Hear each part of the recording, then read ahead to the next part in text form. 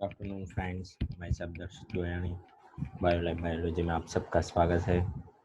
और chapter number 15 biodiversity की हमारा chapter number 50 biodiversity and conservation. उसके अंदर हमारा आज का अगला टॉपिक है the importance of species diversity to the ecosystem. आज का हमारा नेक्स्ट टॉपिक है the importance of the species diversity to the ecosystem. Last time हमने देखा था स्पीसीज एरिया रिलेशनशिप और उसके पहला का हमारा एक latitude gradient pattern of biodiversity वाला जो टॉपिक है वो हमने लास्ट लेक्चर के दौरान डिस्कस कर लिया है। आई होप आप सबको टॉपिक अंडरस्टैंड हो गया है। Next we will discuss to next chapter, we will discuss to next topic, chapter number 15 in our ecosystem unit number 10। Last हमारा यूनिट है उसके अंदर चैप्टर नंबर 15 के अंदर the importance of the species diversity to the ecosystem. उसके अंदर आज हम हमारा अगला टॉपिक चैप्टर नंबर 15 के अंदर पढ़ने वाले हैं बायोडाइवर्सिटी। जो स्पीसीज बायोडाइवर्सिटी है उसके अंदर इम्पोर्टेंस क्या है इकोसिस्टम में स्पीसीज डाइवर्सिटी का, उसके बारे में डिस्कस करने वाले हैं। तो बहुत मज़ेदार आज का टॉपिक है, इजी भी है, पूरी थियरी बेस्ड टॉपिक है। आपको लाइन टू लाइन सब पढ़ना पड़ेगा तभी आपको पता चल सकता है। So we will start the importance of species diversity to the ecosystem. Does the number of species in a community really matter to functioning of the ecosystem? First हमारा एक पॉइंट बनता है कि इकोसिस्टम में कितनी कम्युनिटी है और community के कितने नंबर्स है वो बताना थोड़ा डिफिकल्ट है। Does the number of species in community really matter to functioning of the ecosystem. जो कम्युनिटी है उसमें से कितनी स्पीसीज है वो इकोसिस्टम में वर्क कर रही है, फंक्शनिंग करती है।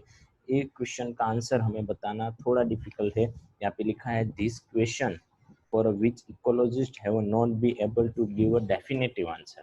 आंसर दे सकते हैं। सपोज मैं कह सकता हूँ कि हमारी एक इकोसिस्टम है, लाइक साउथ पोलर रीजन है, तो वहाँ पे वो साउथ पोलर रीजन की इकोसिस्टम है। साउथ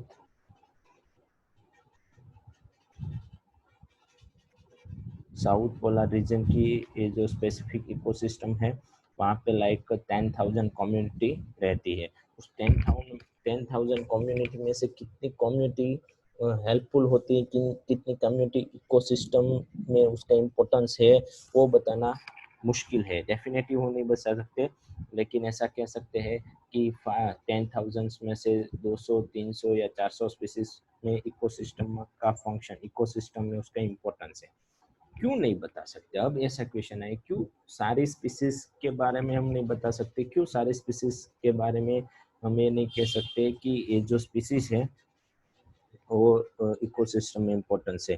लाइक आपको मैं बता दूं कि इकोसिस्टम में 10,000 स्पीसीज रहती है, उसमें से 1,000 स्पीसीज रिमूव हो जाती है। रिमूव मतलब उस डेथ हो जाती है इवोल्यूशनरी, उसको एटमॉस्फेयर, उस साउथ पोलर रीजन का एटमॉस्फेयर एडेप्ट नहीं कर पाते, तो वहाँ से वो रिमूव हो जाते हैं। तो उसकी वजह से क्या होता है, वहाँ से ये जो एनिमल्स है वो रिलीज हो जाने की वजह से वहाँ पे बहुत साल बाद उसकी वजह से जो भी ये 10,000 में से 1,000 जो स्पीसीज रिमूव हो गई है, उस 1,000 की इफेक्ट है वो बहुत साल बाद वहाँ पे दिखाई देगी कि उसकी वजह से इकोसिस्टम का कोई ना कोई फंक्शनिंग चलता रहता है, कोई ना कोई फंक्शनिंग चलता रहता है। तो उस फंक्शनिंग में डिस्टर्बेंस क्रिएट होगा, उस फंक्शनिंग में डिस्टर्बेंस क्रिएट होगा, तो जिसकी वजह से हमें पता चलेगा कि स्पेशली इस कम्युनिटी की स्पीसीज यहाँ से रिमूव होने की वजह से यहाँ पे ऐसा हुआ है।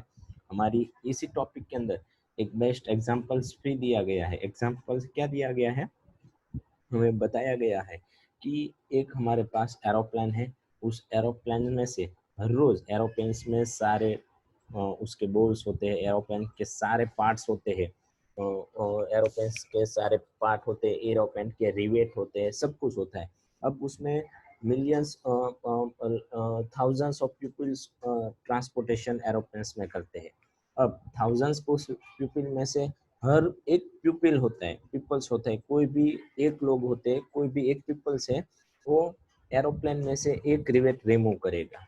अगर आपको मैं बता दूं कि पूरे एरोप्लेन में से एक रिवेट रिलीज हो गया, रिमूव हो गया, एक उसकी जो रिवेट्स है वो रिमूव होगी, तो इसकी वजह से एरोप्लेन को कुछ दिक्कत नहीं होगी। लेकिन हर रोज एक एक वहां से रिमूव होता गया एरोप्लेन के पार्ट में से, तो क्या होगा, एरोप्लेन का एक टाइम ऐसा आएगा कि एरोप्लेन में कोई ना कोई पार्ट डिस्टर्ब होगा, कोई ना कोई फंक्शन होगा, क्रैश हो जाएगा, कुछ ना कुछ तो दिक्कत एरोप्लेन में बहुत साल बाद दिखाई देगी। क्यों? क्योंकि हर रोज एक एक स्पीसीज, जो हमारे एरोप्लेन के जो रिवेट थे, एरोप्लेन के जो बोल, उसके जो पार्ट थे, वो हर रोज एक एक कम होते गए। उसके बाद जैसे टाइम चलता गया उसके डिपेंडिंग हमें पता चला कि जो हमारे एरोप्लेन में रिवेट था, एरोप्लेन में जो बॉल्स थे, उसका इम्पोर्टेंस क्या था, एरोप्लेन्स के लिए इन सब का इम्पोर्टेंस क्या था, वो जब वो रिमूव हो जाते हैं तब पता चलता है। तो ऐसे ही यहाँ पे है कि कोई भी स्पीसीज का इम्पोर्टेंस इकोसिस्टम में से वो स्पीसीज रिमूव होने के बाद पता चलता है, इसीलिए हम डेफिनेटिव आंसर नहीं दे सकते। यहाँ पे लिखा है for many decades ecologists believed that a community with more species generally tend to be more stable than those with less species।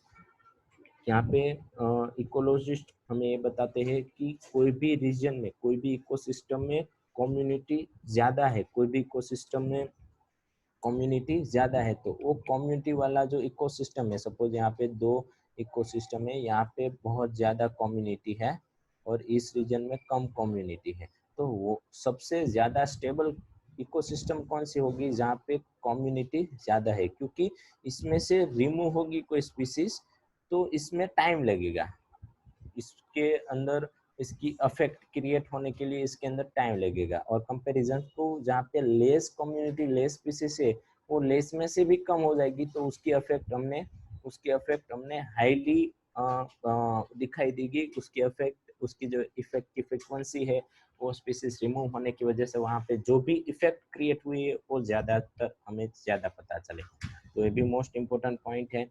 Ecologist एक कहते हैं कि ज्यादा कम्युनिटी वाली जो इकोसिस्टम है उसकी कंपैरिजन में लो कम्युनिटी वाली इकोसिस्टम है वो वो कम स्टेबल होती है, और जहाँ पे ज्यादा कम्युनिटी होती है वो मोर स्टेबल होती है। अब हम बात करें what is exactly is a stability for a biological community, तो इसके depending what is exactly stability for a biological community. Biological community को हम एग्जैक्टली स्टेबलाइज कम्युनिटी किसको बोल सकते हैं, कौन सी कम्युनिटी है, कौन सी इकोसिस्टम है वो एग्जैक्टली स्टेबलाइज है, सबसे ज्यादा स्टेबलाइज कौन सी कम्युनिटी है, क्या कह सकते हैं। तो उसके डिपेंडिंग के इस क्वेश्चन के आंसर पे, इस क्वेश्चन के आंसर के डिपेंडिंग हमें बहुत सारी बात की है। और stable community should not show too much variation in productivity year to year. जो भी स्टेबल कम्युनिटी होगी, सपोज ये स्टेबल कम्युनिटी है, इसके अंदर कुछ चेंजेस नहीं आ रहा, मतलब यहाँ से कोई कम्युनिटी है वो रिमूव नहीं हो रही, मतलब कोई डेथ नहीं हो रहा है, तो इसकी जो इस इकोसिस्टम की जो प्रोडक्टिविटी होगी ना वो चेंज नहीं होगी, उसके अंदर कोई चेंज नहीं आएगा। मतलब यहाँ पे थाउजेंड्स ऑफ प्लांट्स है, तो थाउजेंड्स प्लांट में से एक भी प्लांट्स कम नहीं हुआ, तो इस इकोसिस्टम में ये जो फॉरेस्ट है उसकी जो प्रोडक्टिविटी है, लाइक वहाँ से हमें जितने फ्रूट्स मिलते हैं, वहाँ उसके डिपेंडिंग जितने एनिमल्स सर्वाइव होते हैं वो इतने ही होगी, उसकी प्रोडक्टिविटी कम नहीं होगी year to year.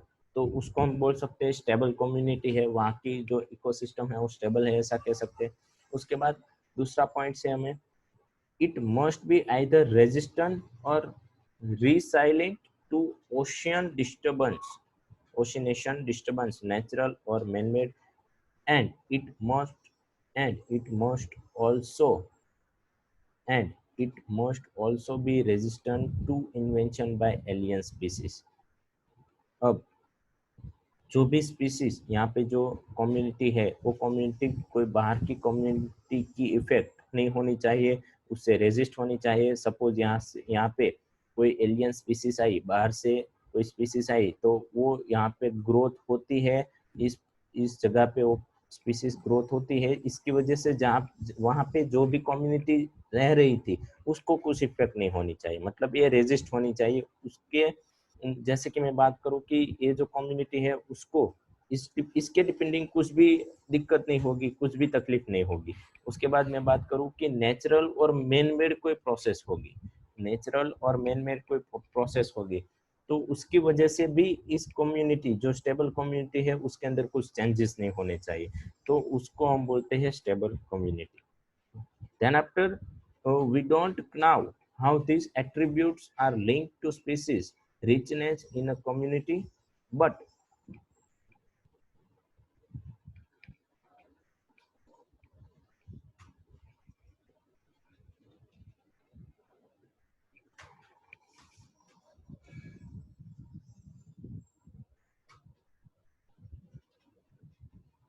okay. And after we will discuss, we don't know how these attributes are linked to species richness in community। यहाँ पे हमें बोला गया है कि we don't know how these attributes are linked to a species richness in a community। हम ये नहीं जान सकते कि एट्रीब्यूट्स, कौन से attributes, natural, man made, then after productivity for year to year, ये सारे एट्रीब्यूट्स है वो स्टेबल कम्युनिटी रखने के लिए किस तरह से उसके साथ जुड़े हुए हैं। लाइक यहाँ पे दूसरा एग्जांपल दे देता हूँ, एक इकोसिस्टम है, यहाँ पे जो भी प्लांट की स्पीसीज है, ठीक है, इसके साथ ये जो प्रोडक्टिविटी वाला जो कॉन्सेप्ट है हमारा, नेचुरल और मैन मेड, रेजिस्टेंस, ये सारे जो एट्रीब्यूट्स है वो किस तरह से स्पीसीज के साथ लिंक हुए हैं, वो हम अभी तक जान सके नहीं है। बट उसको जानना है, हम ये जानना चाहते हैं कि किस तरह से कोई कम्युनिटी स्टेबल रहती है, और इसकी वजह जो है वो डेफिनेटली यही है, और इसकी वजह से ही ऐसा हुआ है, वो जानने के लिए हमारा एक साइंटिस्ट आया, डेविड टिलमैन। डेविड टिलमैन्स नाम का एक साइंटिस्ट आया, उसने लॉन्ग टर्म इकोसिस्टम एक्सपेरिमेंट किया using outdoor plots. Provide some tentative answers. David Tilman's नाम का एक साइंटिस्ट था, उसने क्या किया कि आउटडोर प्लॉट्स, मतलब अर्थ में ऐसी जगह जहाँ पे कम्युनिटी स्टेबल ना हो, और वहाँ पे उसने कम्युनिटी स्टेबल करने के लिए एक स्पेसिफिक जगह जहाँ पे वो एक्सपेरिमेंट कर सके, आउटडोर प्लॉट्स लिए। उस आउटडोर स्पॉट में इकोसिस्टम रिलेटेड उसने एक्सपेरिमेंट किया, और उस एक्सपेरिमेंट के रिलेटेड उसने बताया कि कौन सी कम्युनिटी स्टेबल है, और स्टेबल क्यों है, और स्टेबल नहीं है तो क्यों स्टेबल नहीं है, और उसका इम्पोर्टेंस क्या है। तो उसके डिपेंडिंग डेविड डेविड टिलमेंस ने जो भी हमें टेंटेटिव आंसर दिए, उस वो आंसर यहाँ पे दिए गए हैं, हम देखते हैं। टिलमेंस फाउंड, ये फर्स्ट हमारा आंसर है, Tillmans found that plots with a more species show less year-to-year variation in total biomass। Plant की स्पीसीज में सबसे ज्यादा बढ़ावा कब आता है, जब वहां पे बायोमास, टोटल बायोमास है, उसके अंदर वेरिएशन न हो। मतलब यहाँ पे जो बायोमास है, ये जो प्लॉट्स है, यहाँ पे जो बायोमास है, वो बायोमास के अंदर चेंजेस नहीं होगा, तो उसकी स्पीसीज के अंदर भी चेंजेस नहीं होगा, उस कम्युनिटी, वहां पे जो कम्युनिटी है उसके अंदर लेस चेंजेस होगा। मतलब बहुत कम से बहुत कम चेंजेस होगा उस स्पेसिफिक रीजन में।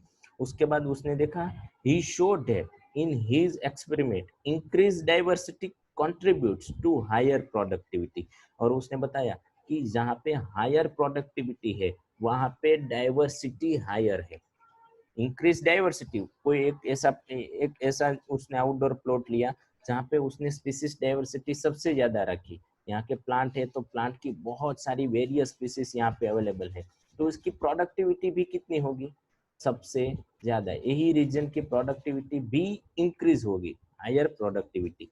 तो ये दो सेंटेंस डेविड टिलमेंस ने उसके एक्सपेरिमेंट के दौरान दिए, और इसकी वजह से ये डिफाइन हुआ, वो ऐसा ये डिफाइन हुआ कि जहाँ पे मोर स्पीसीज है वहाँ पे less year to year biomass के अंदर वेरिएशन आता है, क्योंकि मोर स्पीसीज होने की वजह से वो जो बायोमास, प्रोडक्शन फूड प्रोडक्शन करते हैं, और इसकी वजह से वहाँ पे जो बायोमास मिलता है वो सबसे ज्यादा मिलता है। और वो जो कम्युनिटी स्टेबल होगी तो ही इतना बायोमास प्रोड्यूस होगा। मतलब मैं आपको बता दूं कि यहाँ पे ये प्लॉट के अंदर 10,000 जितने प्लांट्स की स्पीसीज अवेलेबल है। अगर 10,000 में से कोई भी स्पीसीज कम नहीं हुई है तो इसकी वजह से ये जो 10,000 हमें लास्ट ईयर हमें 10,000 किलो जूल्स जितनी कैलोरी के फॉर्म में हमें बायोमास प्रोड्यूस करते थे। तो इस साल भी इतनी ही जो बायोमास का प्रोडक्शन है वो सेम रहेगा, इतना ही बायोमास का प्रोडक्शन रहेगा।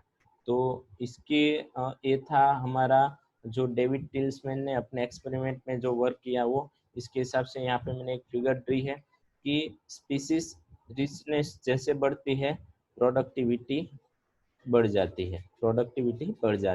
स्पीसीज रिचनेस जैसे बढ़ती है स्पीसीज की स्टेबिलिटी भी बढ़ती है, कम्युनिटी की स्टेबिलिटी भी बढ़ती है। तो ए और बी ग्राफ के हिसाब से हमने जो भी थियोरी देखी, हमने जो डेविड टिलमैन का जो एक्सपेरिमेंट देखा वो सब यहाँ पे अच्छी तरह से हम अंडरस्टैंड कर सकते हैं कि जैसे जैसे स्पीसीज की बायोडाइवर्सिटी बढ़ती है ऐसे उसकी स्टेबिलिटी बढ़ती है, जैसे जैसे स्पीसीज की रिचनेस बढ़ती है ऐसे ऐसे उसकी प्रोडक्टिविटी भी बढ़ती है।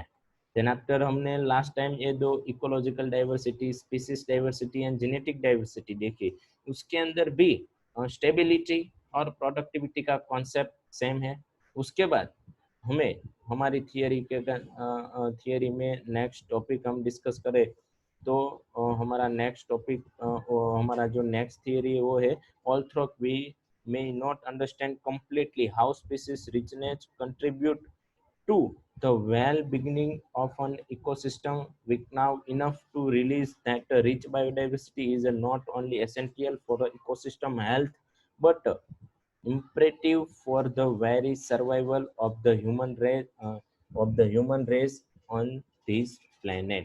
सर्वाइव होने के लिए और हमारे जो डेविड टिलमैन थे उसके एक्सपेरिमेंट में भी बहुत सारे चेंजेस थे, बहुत सारी डिफिकल्टी क्रिएट हुई थी। वो उसने बताया वी मे नॉट अंडरस्टैंड, वो अंडरस्टैंड नहीं कर पाया completely how species richness contribute to the well beginning of an ecosystem में कब कौन सी कंडीशन में स्पीसीज रिचनेस बढ़ती है। we now enough to realize that rich biodiversity is not only essential for ecosystem health और जो उसने realize that rich biodiversity is not essential for ecosystem health but imperative for the very survival of the human race on this planet at the time we and at that time we are losing species at the alarming space. One might ask, does it is a really matter to use a few species become a existent?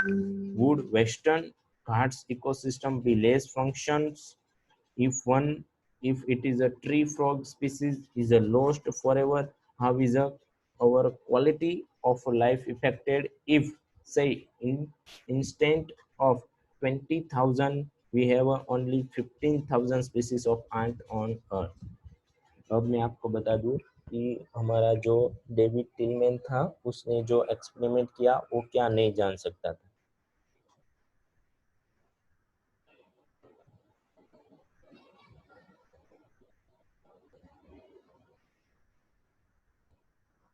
Okay हम ये understand नहीं कर सकते कि हमारी जो species diversity है और स्पीसीज डाइवर्सिटी है उसकी वजह से किस तरह से हमारा जो पूरा अर्थ का जो कंट्रीब्यूशन होता है, पूरी अर्थ की जो इकोसिस्टम चलती है वो किस तरह से चलती है। और हम ये भी नहीं जान सकते हैं कि क्यों ये जो इकोसिस्टम और स्पीसीज डाइवर्सिटी की वजह से ही हमें बहुत सारी प्रोडक्टिविटी और हमारा जो ह्यूमन बीइंग इस प्लानेट पे जिंदा रह सकता है, इसकी वजह भी ये है, इसकी वजह भी हमारी हम लॉन्ग समय तक सरवाइव हो सकते हैं इस प्लानेट पे, मतलब अर्थ पे। तो इसकी वजह भी ये जो स्पीसीज रिचनेस है वो ही है।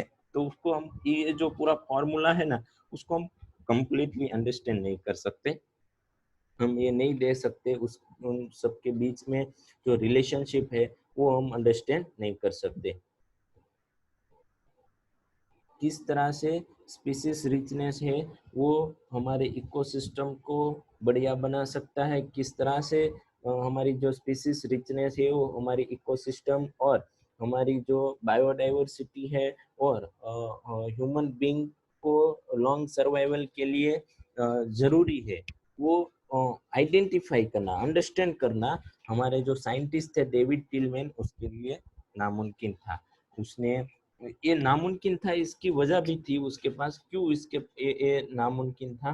तो उसने बताया कि उसने बताया कि कोई एक स्पीसीज है सपोज, तो एक पूरा साइकिलिंग चलता रहता है, इस तरह से कोई स्पीसीज की साइकिलिंग प्रोसेस चलती रहती है एक स्पेसिफिक इकोसिस्टम में। अब उसमें से मैंने जैसे बताया कि पहले हमारे पास 20,000 आंट की स्पीसीज थी, अब हमारे पास 15,000 अंट की स्पीसीज हो गई, तो 5,000 अंट की स्पीसीज रिमूव हो गई। तो उसकी वजह से उसकी जो इफेक्ट है, उसकी वजह से उसकी जो इफेक्ट है वो हम उसकी जो इफेक्ट है वो हमारे प्लानेट पे, हमारी अर्थ पे ऐसे ही नहीं दिखाई देती।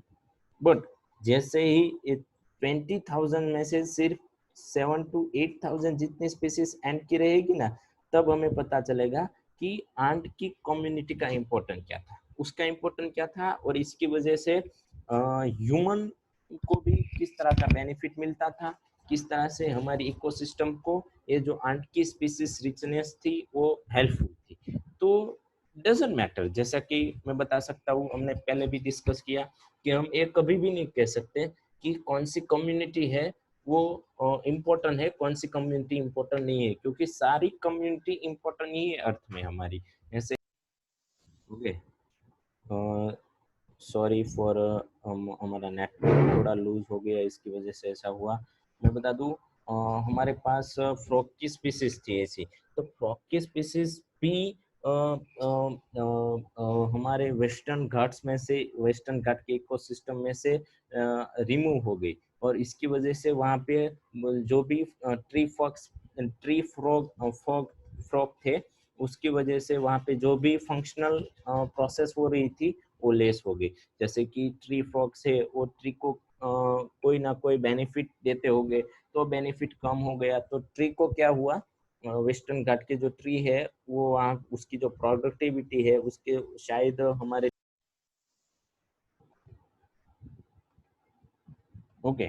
तो ये हमने फ्रॉग की बात की कि फ्रॉग की वजह से किस तरह से ट्री को बेनिफिट होता होगा, मतलब ये सब वाइस वर्सेस है। और यहाँ पे एक क्वेश्चन भी दिया गया, how is our quality of life affected if say interested in 20,000 we have only 15,000 species of ant on earth. क्यों 20,000 जो आंट की स्पीसीज थी उसमें से 15,000 आंट की स्पीसीज हो गई, तो हमारी इकोसिस्टम में उसकी क्या इफेक्ट हुई। तो उसका आंसर नीचे दिया गया है, एक बेस्ट एरोप्लेन्स का एग्जांपल दिया गया है। एरोप्लेन्स के कोई पार्ट आप रिमूव कर दीजिए, हर रोज एक पार्ट आप रिमूव कर दीजिए, उस ये जो हमारा जो पूरा कॉन्सेप्ट है वो अंडरस्टैंड करना करवाने वाले एक हमारे साइंटिस्ट थे, स्टैंड फोर्ड्स और पॉल एहर, Stanford ecologist and Paul एहरलिंग, Stanford ecologist and Paul एहरलिंग नाम के जो दो साइंटिस्ट थे, उन दोनों ने हमें ये बताया, स्टैनफोर्ड इकोलॉजिस्ट पॉल एहरलिंग, ये दो साइंटिस्ट थे, उन दोनों साइंटिस्ट ने हमें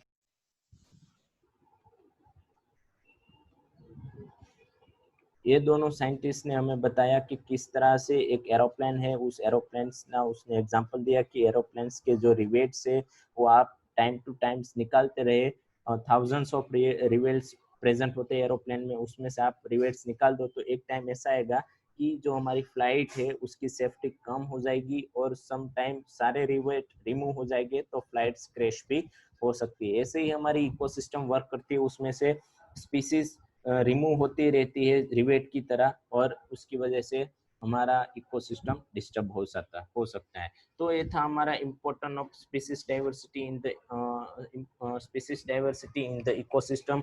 बहुत इजी और थियोरिकल टॉपिक है, आपको अच्छे से रीड करना है, आपको सब कुछ अंडरस्टैंड हो जाएगा। Okay, we have stop right now. यहाँ पे हम हमारा लेक्चर स्टॉप करते हैं। हमारा लॉस ऑफ बायोडाइवर्सिटी हम अगले लेक्चर में स्टडी करेंगे। Thank you.